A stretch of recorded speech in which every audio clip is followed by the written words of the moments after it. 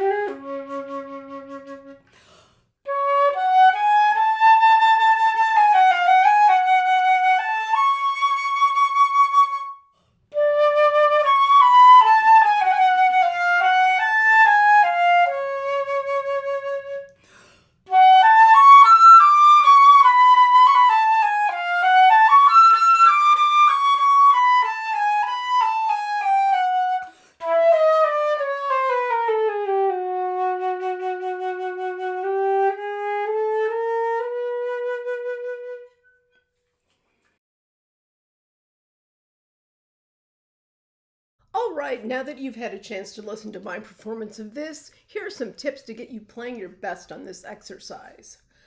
Okay, first of all, it's really slow. Really slow. Marked adagio, quarter note equals 46. Thus, my breathing is pretty much, we open with a 2-bar phrase, pretty much going there for the rest of the piece. So I've marked breath marks in places where there are no rests. You may find it helpful to start practicing this a bit more quickly after you get the notes and rhythms learned, just to get it kind of under your breathing control. And then once you feel comfortable with it, then you have to slow it back down. It's hard to play it as slow as it's marked. That I can totally tell you. Hardest thing about this exercise is the rhythms. They are very complicated.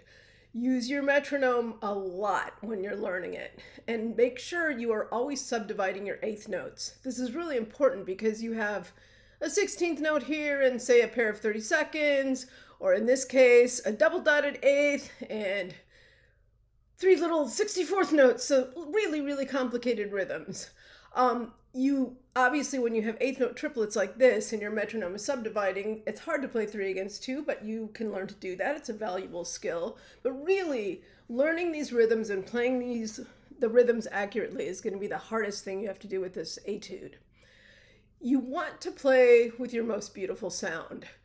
Note, it's marked piano at the beginning. It's got espressivo in a couple places, things like that. Your loudest dynamic you ever achieve is mezzo forte, so that just happens a couple times. So don't feel like you have to be a hero and play really loud all the time. Just play beautifully. And of course, if you do have vibrato and you're comfortable using it, there's lots and lots of opportunities in this to enhance your phrasing and expressivity with the vibrato. A couple things, trill fingerings. This D right here. You're going to finger your D with your first finger down in your left hand and wiggle your right hand third finger. Next one, E to F sharp.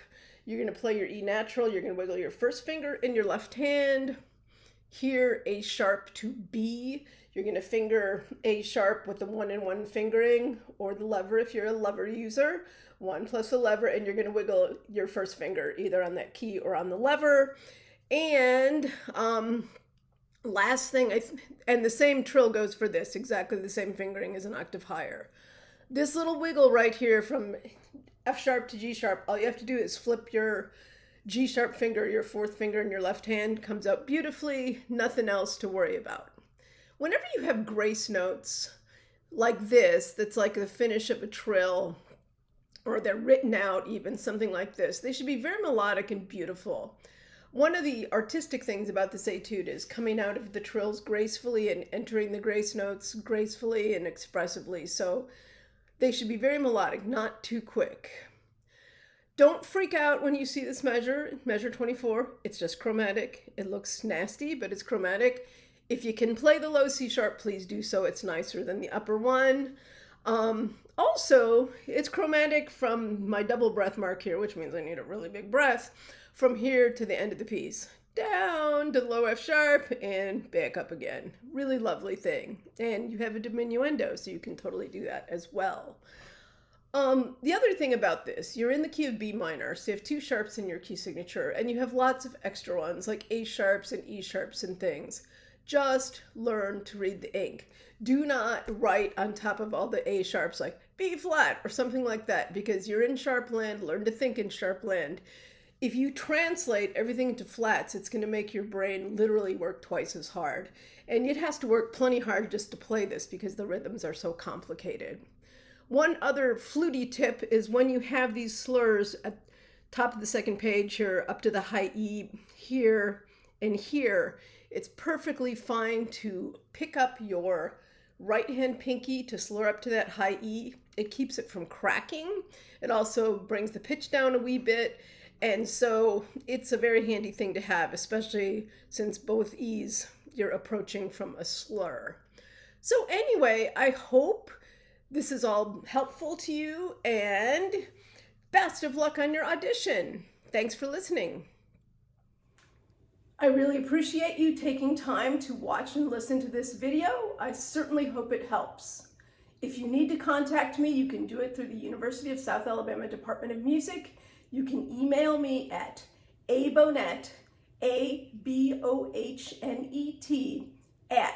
@southalabama.edu. Have fun practicing these.